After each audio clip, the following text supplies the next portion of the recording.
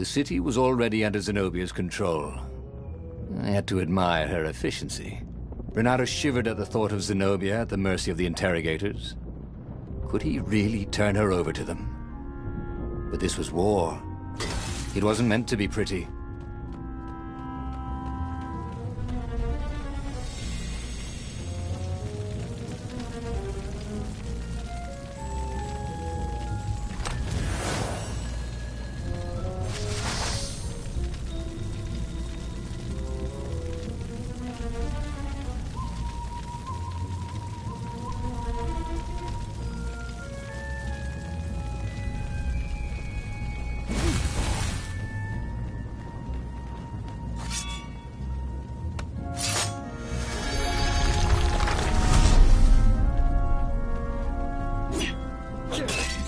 Renato, smash!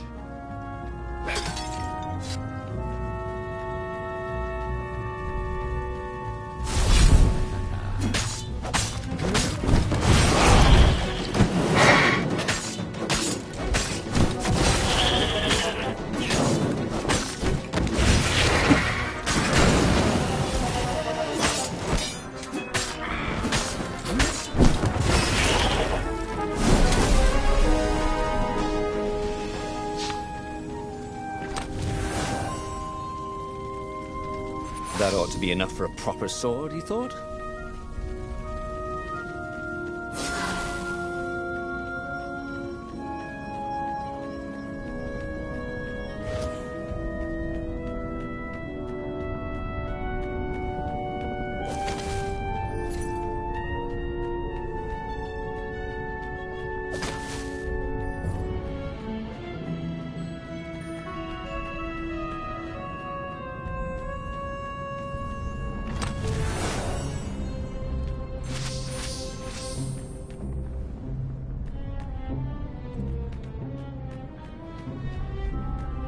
He was sort of yanking his own chain, wasn't he?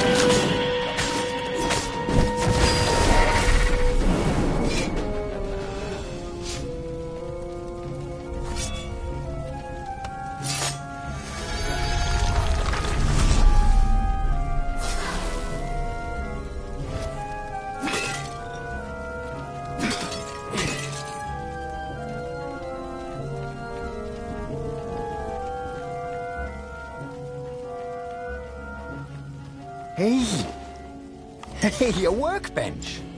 He could try out his new bling.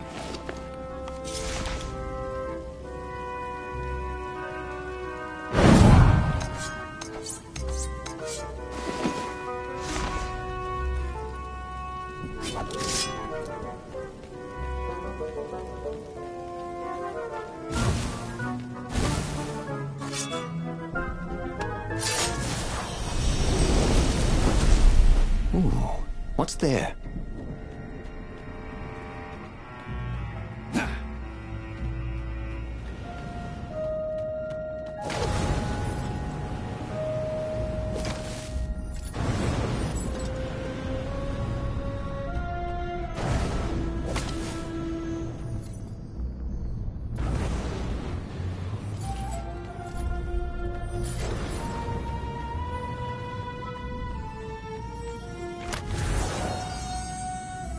This stone was incredibly valuable. Renato could sense it. Also, it still had its price tag.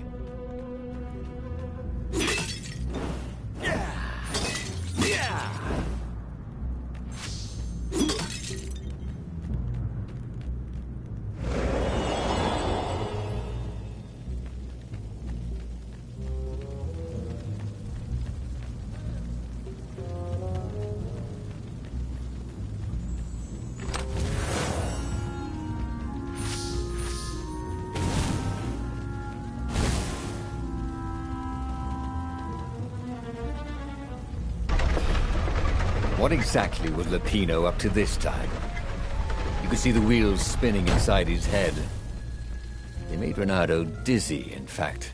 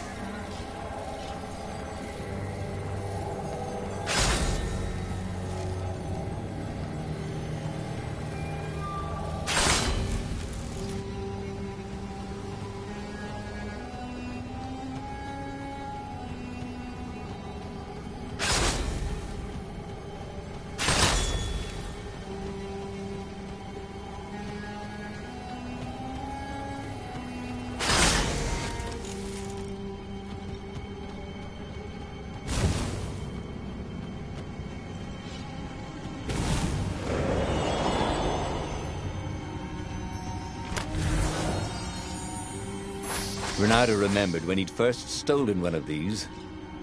Good times.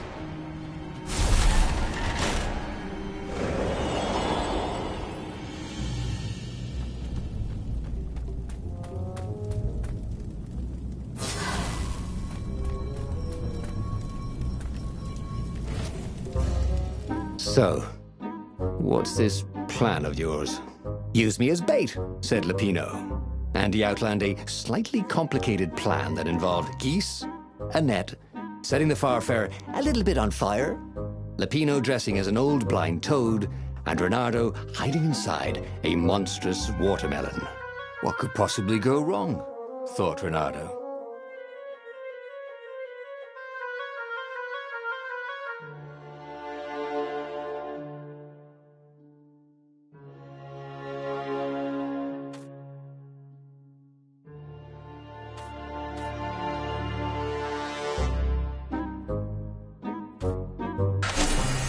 Oh, this is gonna be fun, said Lupino, as he ran to go set up his marvelous plan.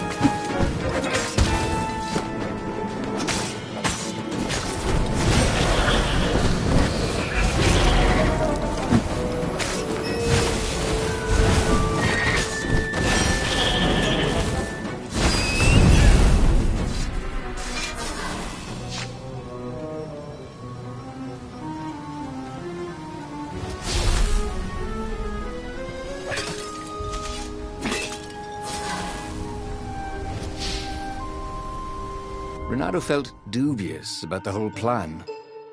With every step, he was waiting for it all to go horribly wrong. But against all odds, Lupino's idiotic plan worked. Zenobia's ravens ran off after the geese, the net dropped, and Renato jumped out of the watermelon and put his sword to Zenobia's throat.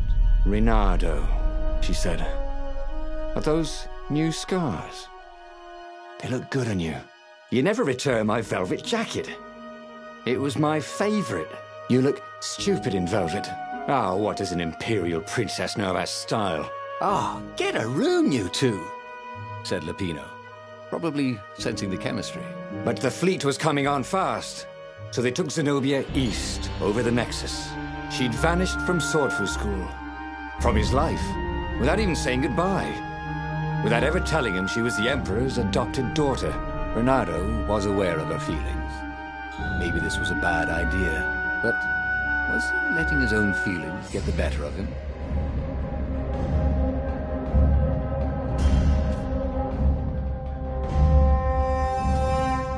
Listen, said Bernardo. Let's not do this. Let's not do what?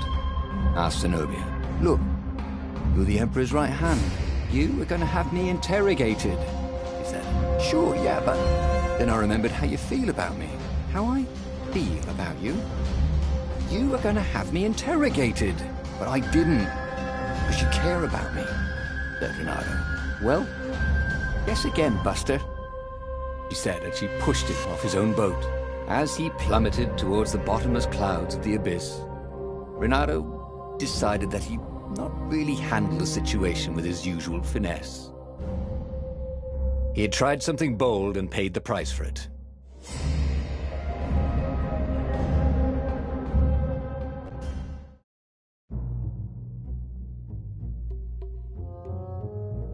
The city was already under Zenobia's control. I had to admire her efficiency. Bernardo shivered at the thought of Zenobia at the mercy of the interrogators. Could he really turn her over to them? But this was war. It wasn't meant to be pretty.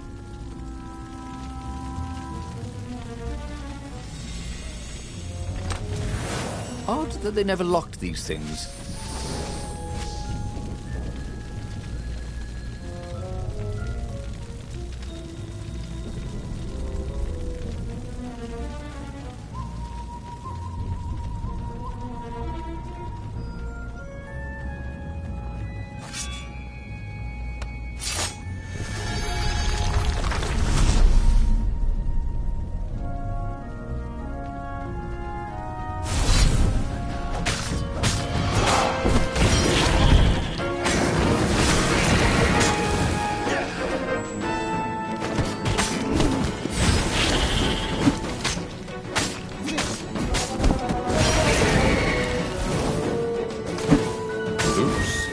Thought, Bernardo?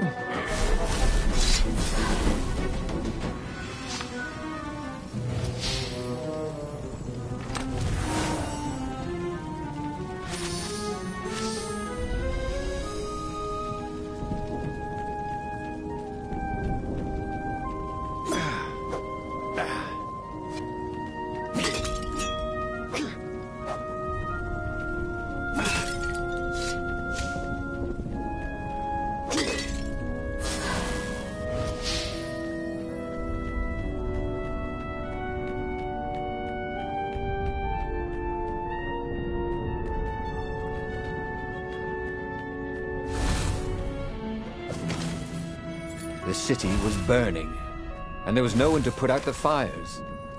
If somehow Zenobia survived her father and inherited his crown, what sort of empire would she be heir to?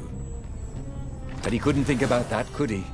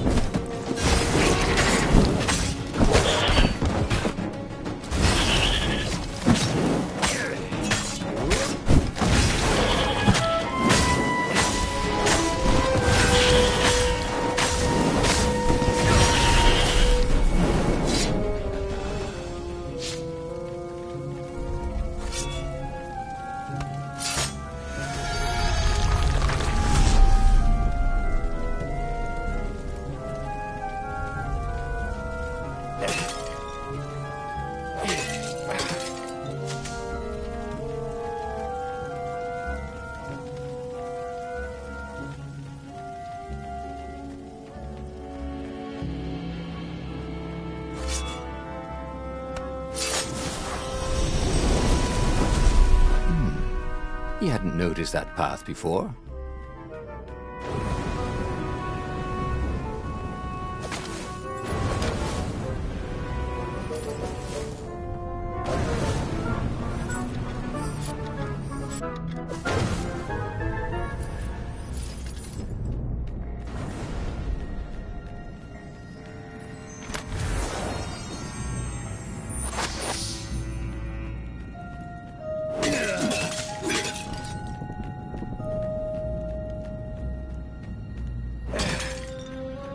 Once, he'd found a Superman issue #1 in mint condition in a jar he'd broken. He planned to keep breaking things until he had the whole series.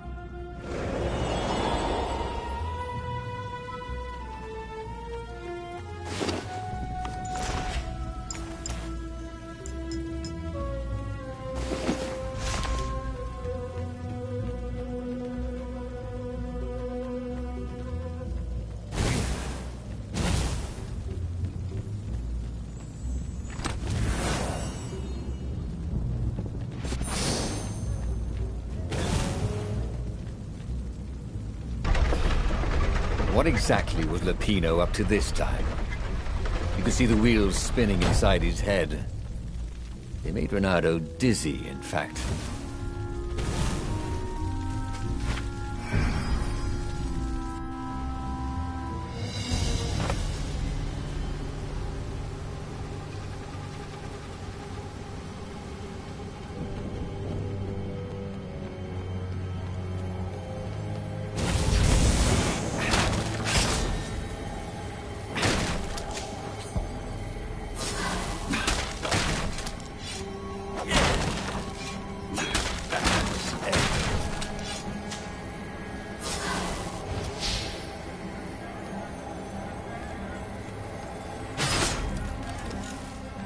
Well, the eyes have had it.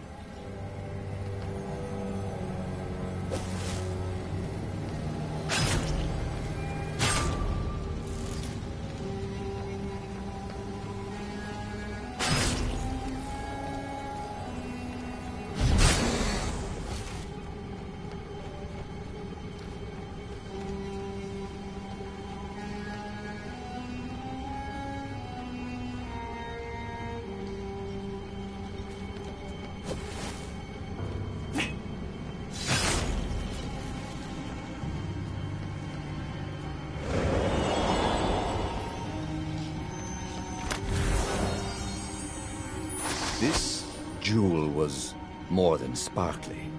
It had arcane power and an engraving.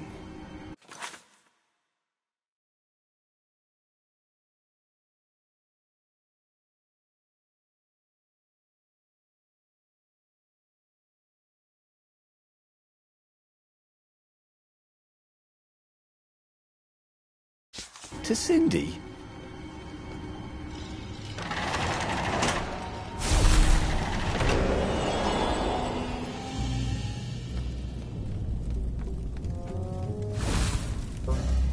So, what's this plan of yours? Use me as bait, said Lupino.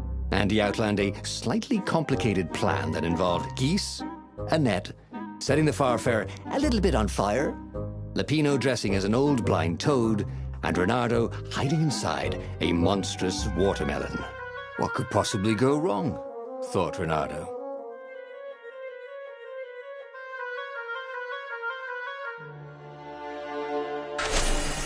Oh, this is gonna be fun, said Lupino, as he ran to go set up his marvelous plan.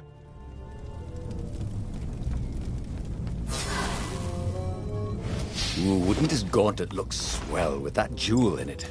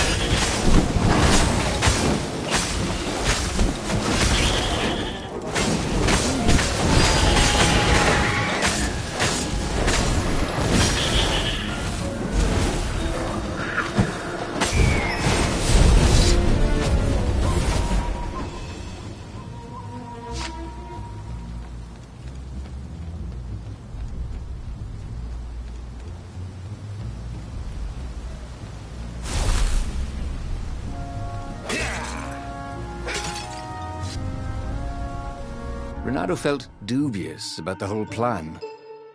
With every step, he was waiting for it all to go horribly wrong. But against all odds, Peppino's idiotic plan worked. Zenobia's ravens ran off after the geese, the net dropped, and Renato jumped out of the watermelon and put his sword to Zenobia's throat. Renato, she said, are those new scars? They look good on you. You never returned my velvet jacket. It was my favorite. You look stupid in velvet. Ah, what does an imperial princess know about style? Ah, get a room, you two, said Lupino, probably sensing the chemistry. But the fleet was coming on fast, so they took Zenobia east, over the Nexus. She'd vanished from Swordfu School, from his life, without even saying goodbye, without ever telling him she was the Emperor's adopted daughter. Renato was aware of her feelings. Maybe this was a bad idea, but was he letting his own feelings get the better of him? Ah, Lupino was right, Renato thought reluctantly. She knows things. She recognized his look. You're taking me to the interrogators, aren't you? She said, wide-eyed. And then she jumped, with horror. Renato saw Zenobia plummeting. Then he saw the Nexus below them. Cats always land on their feet. Ah, she'll head for the Imperial outpost, yelled Lupino. You have to catch her.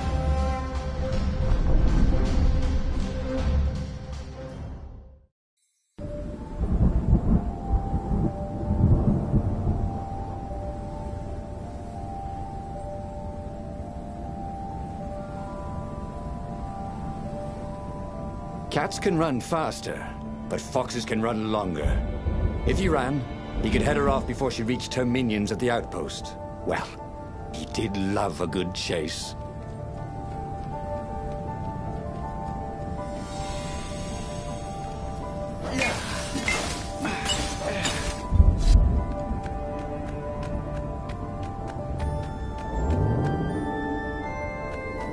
Oh, they really ought to put a railing on this thing, he thought.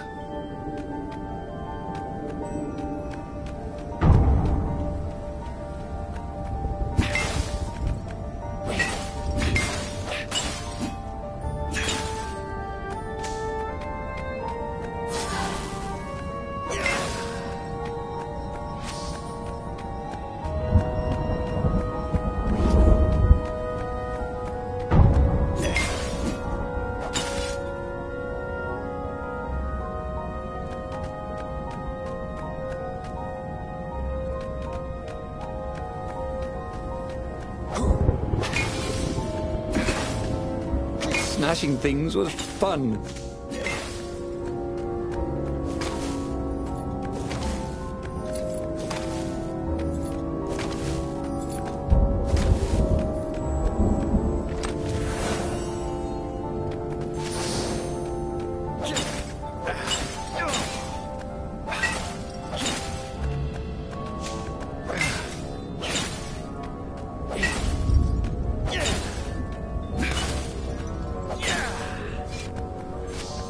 This chest was really awesome. See what I did there?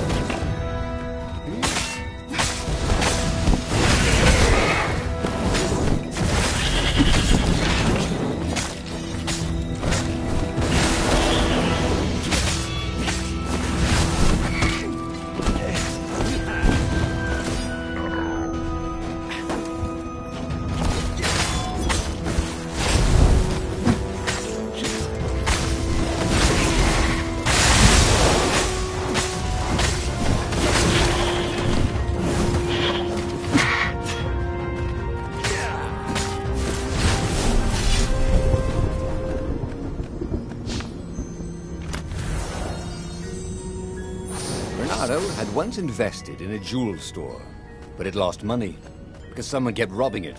Twist, it was him.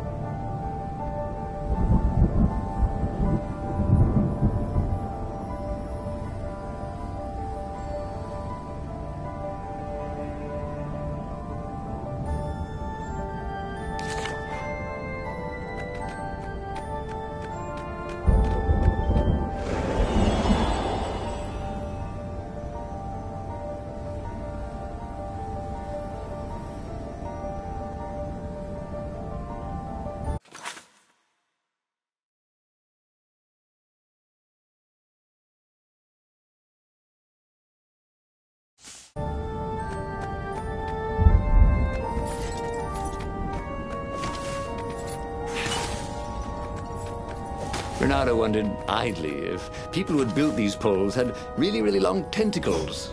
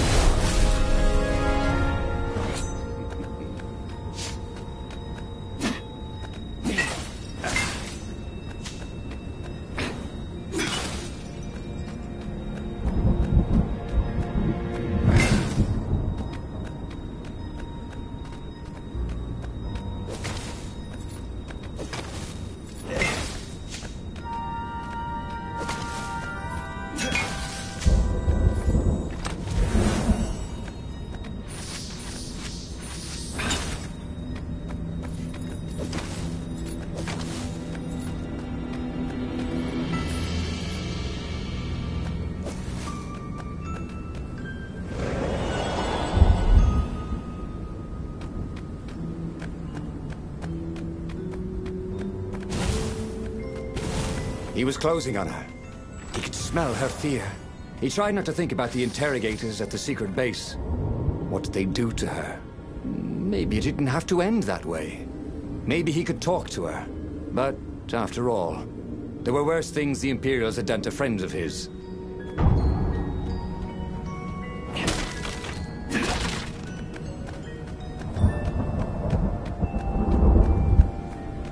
couldn't go sticking jewels in your gauntlet just anywhere. What if you dropped one and broke it? Luckily, there was a bench right here.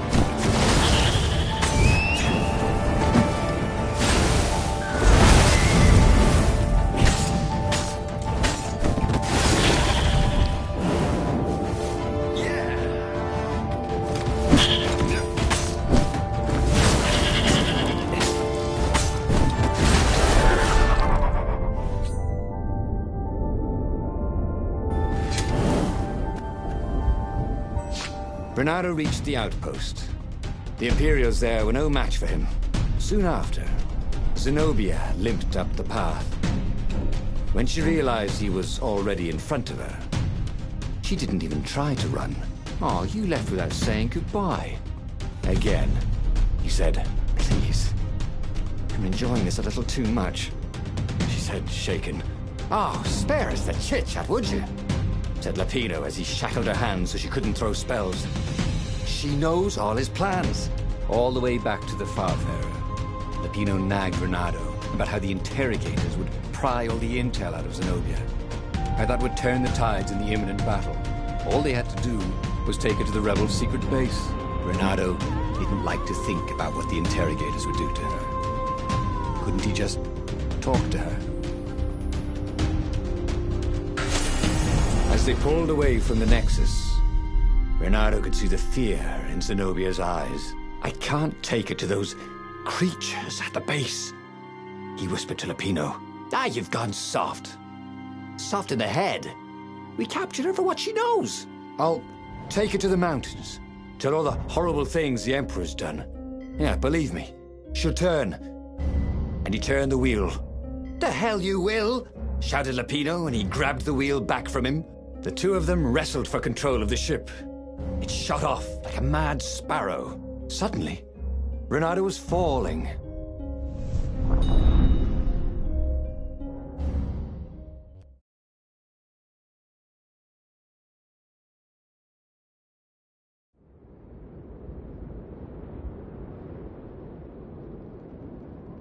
When he came to, Zenobia was standing over him. "Why didn't you take me to the base to be interrogated?" she demanded. "Do you know what's left of people they interrogate? This is some trick, isn't it? To make me fall for you again. Well, I won't." "Oh, go on then. Scurry back to your ravens. I can't stop you." But strangely, she didn't. As Renato set off to find the Farfarer, she followed him, keeping just out of sight of the ravens.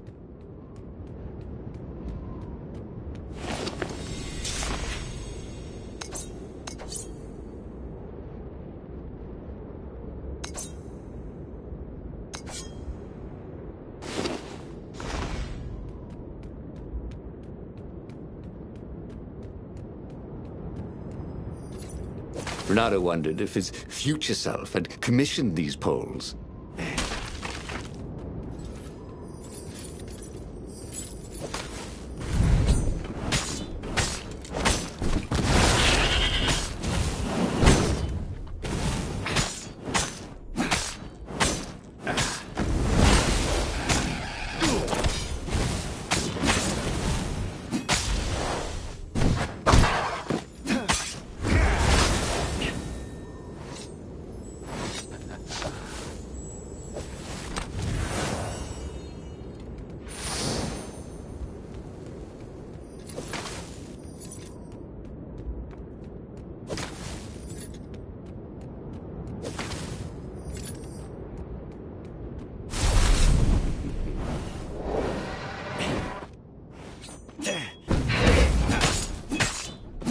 flames really bring out your eyes.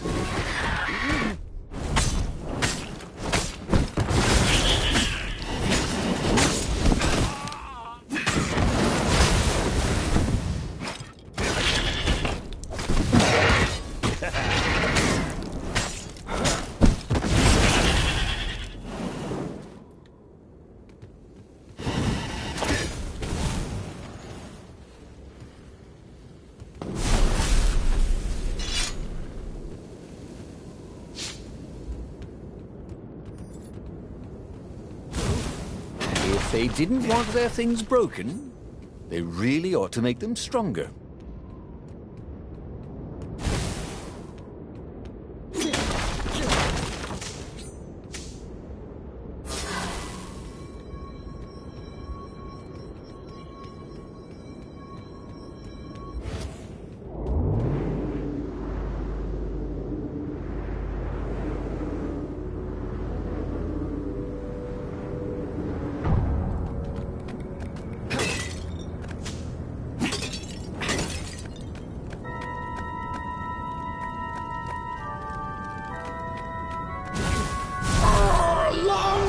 The Emperor! Called the ravens.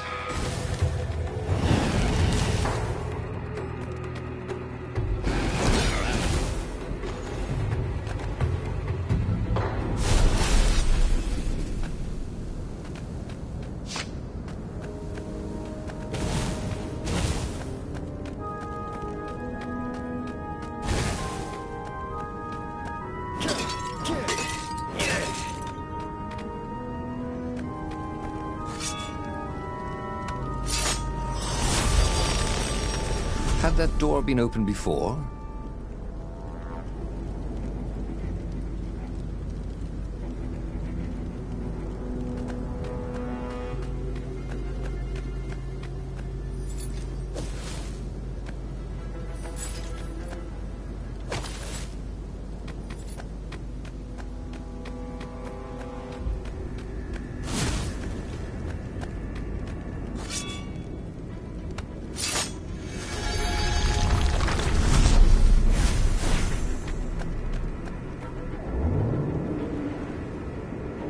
The platform used a hybrid propulsion system fueled by anti-gravity and wishful thinking.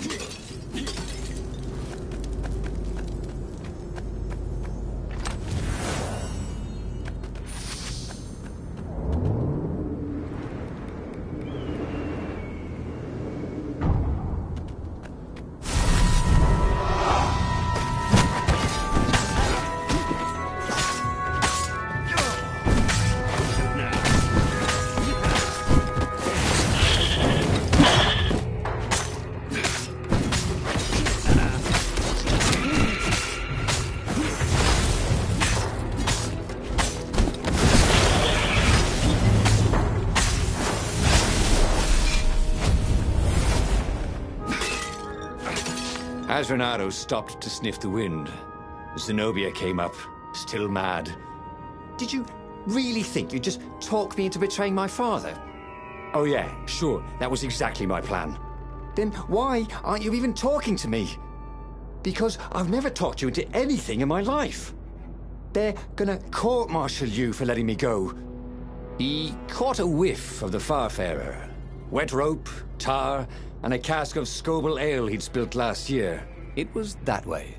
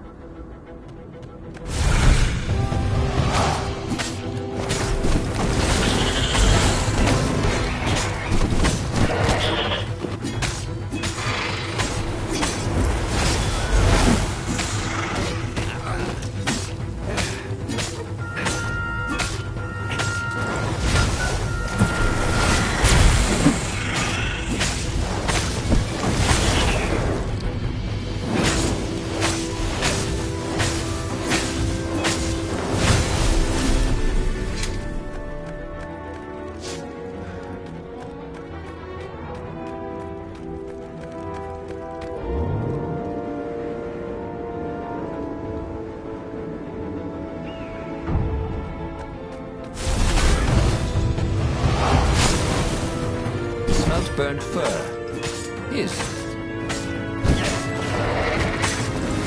Okay, next time, stay away from the other guy's sword, you know?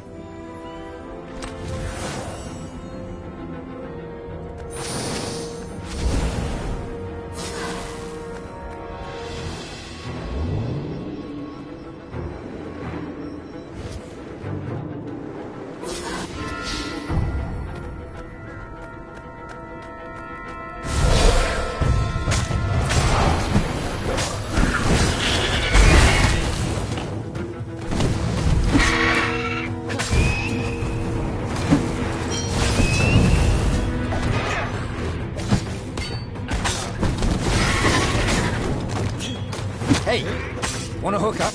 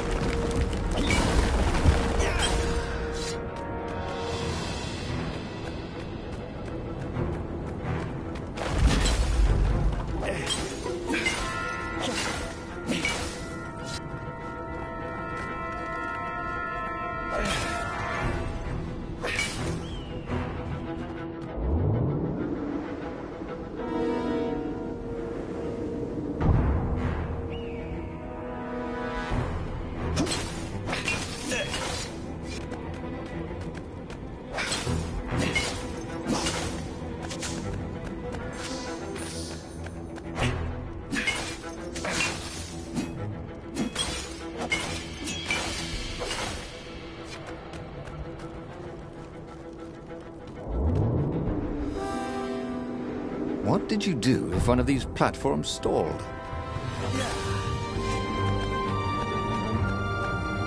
Renato wondered if he should have taken Zenobia to the rebel base for real.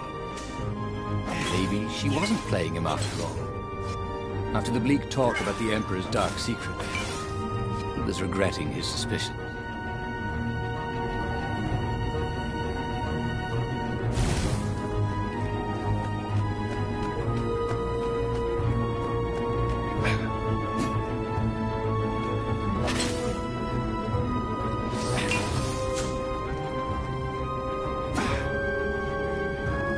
What else could you hook?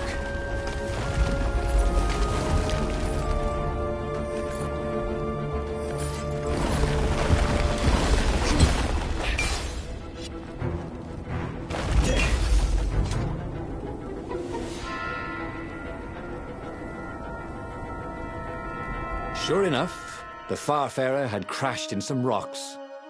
There was no sign of Lupino. Zenobia caught up. All that kid stuff in Swordfu school. Look, that's the past. We're adults now. We have duties to other people. We have destinies. What are you talking about? And you are the most arrogant, slow-witted, light-fingered, mercenary, immoral, reckless... Run away with me, said Renato, and he realized he meant it. What? Just like that? She demanded. I will, if you will. So she kissed him. And it was the best kiss he'd ever had. They held hands as they boarded the Farfarer. Renato felt light-hearted, like the winds that were playing the rigging like a balalaika. But Lupino, I need to get back to Lupino, he said, suddenly realizing he could have been captured. A prisoner. He's not. How'd you know? He saw something in her eyes he didn't understand. He fell, didn't he? Into the abyss. She looked away, wouldn't answer. But then a bolt smashed through the Farfarer's keel. The broken ship plummeted out of the clouds.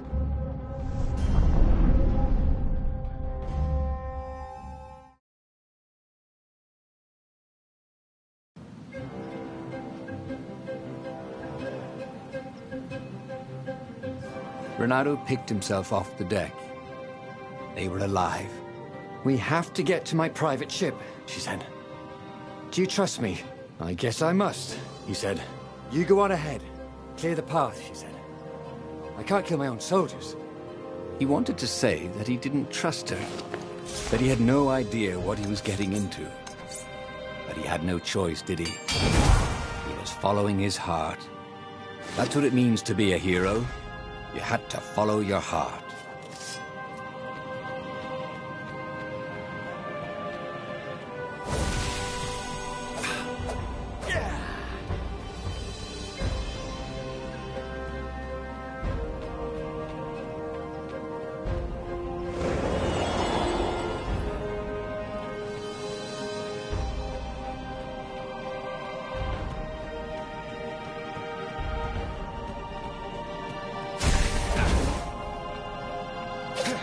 Sometimes, at home, he'd wave his sword around for hours.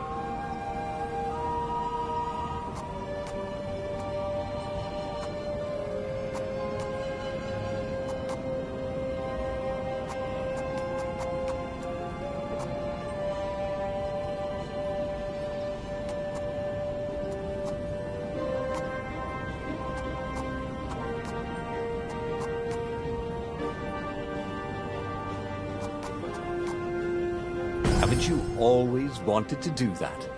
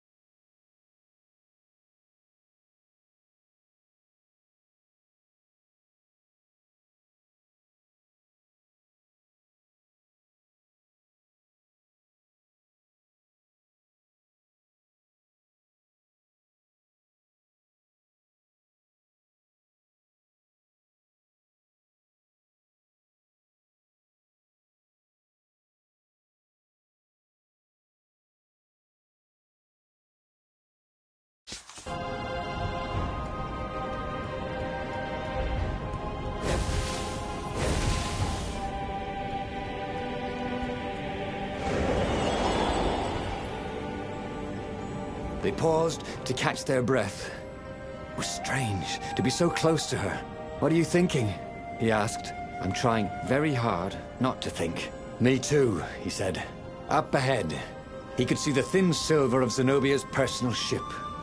It looked fast. They would leave all this behind.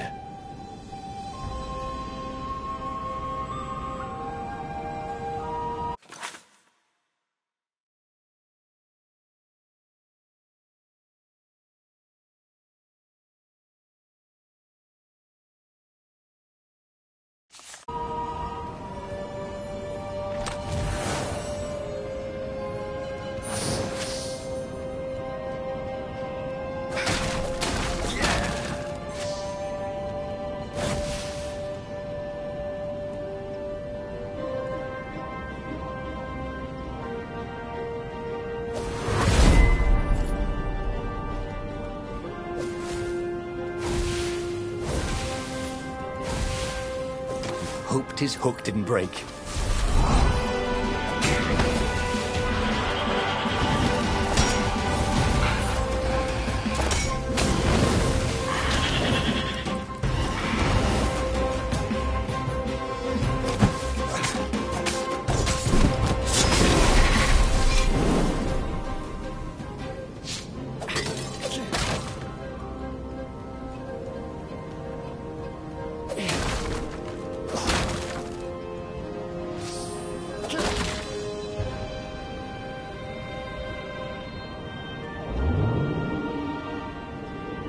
Imagine getting a horse up in one of these things. He would be cursing a blue streak.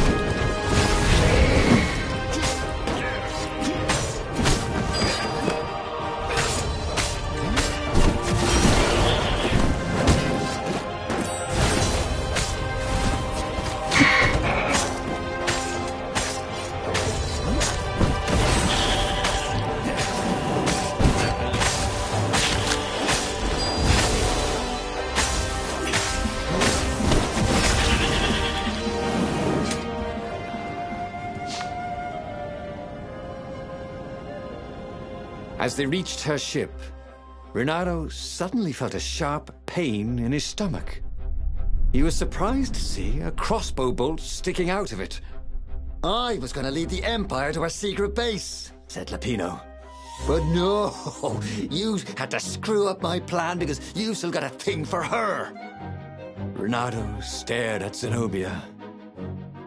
The kiss, was it real? She said, with a look of indescribable sorrow.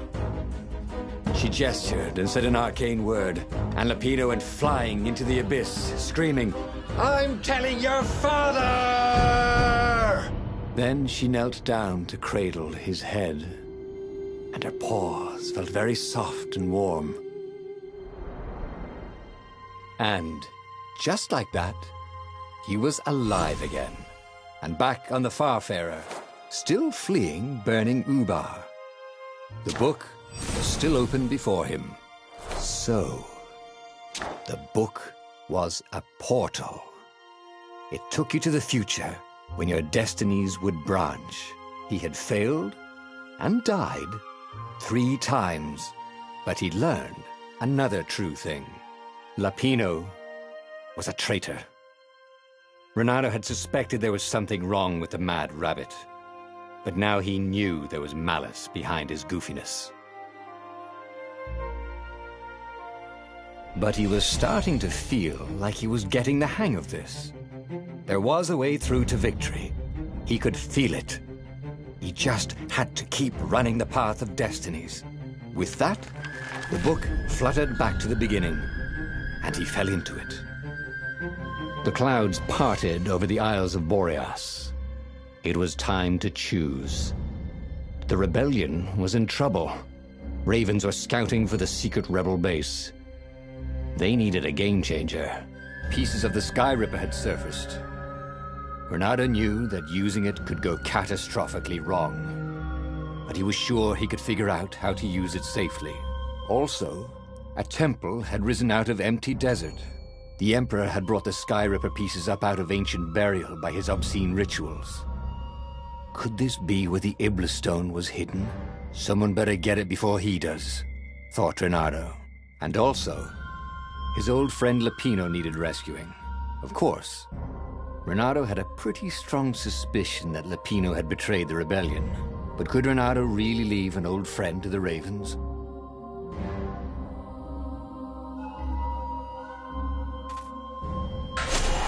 The island was windswept desert. No one went there except ostriches and ostrich hunters. The Iblis Stone. It sounded ominous. It sounded powerful.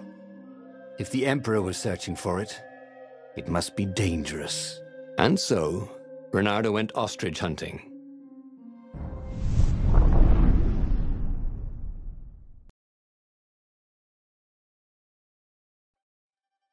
Every child could sing verses about the Sky Ripper, but ancient codices held hints of other things.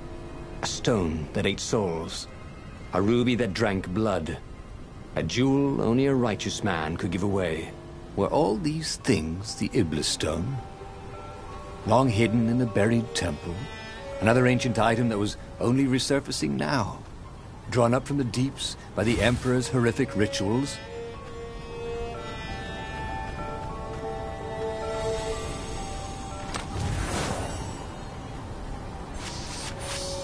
Who made all these ore chests anyway? Well, you could have quite a business doing that.